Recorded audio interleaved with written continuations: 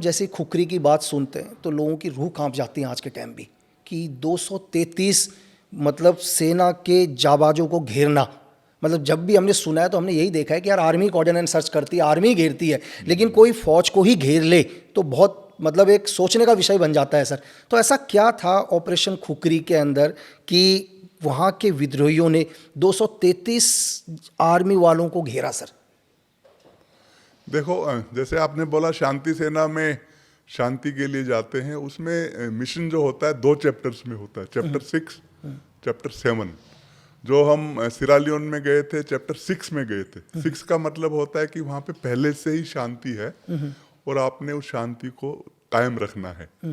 और चैप्टर 7 में होता है जो जहाँ पे आपने जाकर के पहले लड़ाई लड़ना है, शांति को कायम करना है। That is chapter 7। तो सिरालियोन वाज पीसफुल। हम गए थे सिर्फ वहां पर आतंकवादियों से हथियार डलवाने के लिए। जो आतंकवादी थे RUF, रिवॉल्यूशनरी यूनाइटेड फ्रंट, वो बिल्कुल एग्री हो गए थे कि हम हथियार डालने के लिए तैयार हैं। उसके लिए उन्होंने एक ही शर्त रखा था कि हम हथियार डालेंगे कोई न्यूट्रल फोर्स के सामने, मतलब सिरालियोन की आर्मी के सामने नहीं डालेंगे। तो शांति सेना को भेजा गया था और हम यही सोच के गए थे कि वहां जाएंगे और वो आतंकवादी हथियार डाल देंगे हमारे सामने, उनसे हथियार डलवा करके वहाँ पे पूरा शांति करके वापस आ जाएंगे।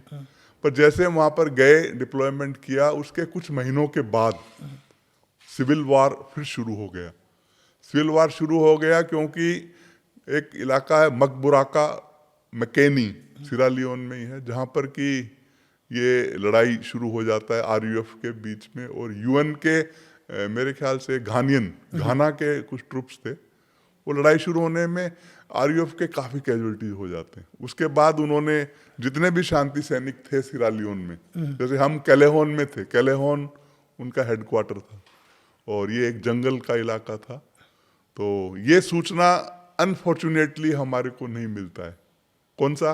कि लड़ाई शुरू हो गया है। अनफॉर्चुनेटली हमें नहीं मिलता है। और एक मीटिंग के लिए RUF सुबह सुबह मैसेज आता है कि वो मिलना चाह रहे हैं हथियार डालने के बारे में। तो हम बड़े खुश होकर के मीटिंग में जाते हैं। उस मीटिंग के अंदर जैसे ही मीटिंग शुरू होती है, एकदम से पूरे हथियार के साथ में 25-30 RUF के सिपाही आ जाते हैं और हमारे को कैप्चर कर लेते हैं। ये शुरुआत है। शुरुआत में उन्होंने मेरे को कैप्चर किया जैसे कि एक प्रिजनर ऑफ वार को कैप्चर करते हैं ना, वैसे हमारे को पकड़ करके अपने हेडक्वार्टर में ले गए और एक कैदी की तरह, एक प्रिजनर ऑफ वार की तरह 1 हफ्ता हम उनके हेडक्वार्टर में रहे हैं। उसके बाद आगे कहानी की बात करेंगे, पर कह रहा हूँ कि शुरुआत ऐसा था कि आप सोच सकते हैं एक सिपाही के लिए कि सब कुछ तो खत्म हो गया था ना। बिल्कुल बिल्कुल सर।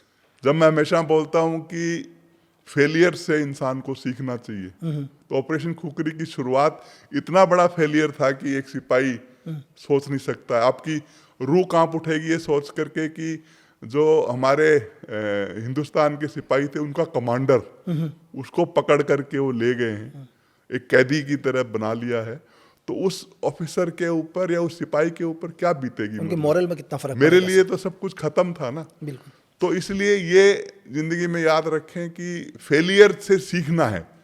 शुरुआत ऑपरेशन खुखरी का जो हुआ था वो एक बहुत बड़ा फेलियर था, लेकिन उस फेलियर से किस तरीके से हमने बाउंस बैक किया। जिंदगी में भी यही है कि कितनी बार गिर गए ये जरूरी नहीं है, लेकिन कितनी बार गिरने के बाद फिर आप उठते हो और उठ करके दोबारा जो है अपना जो एक सिपाही का धर्म है उसको पूरा करते हो।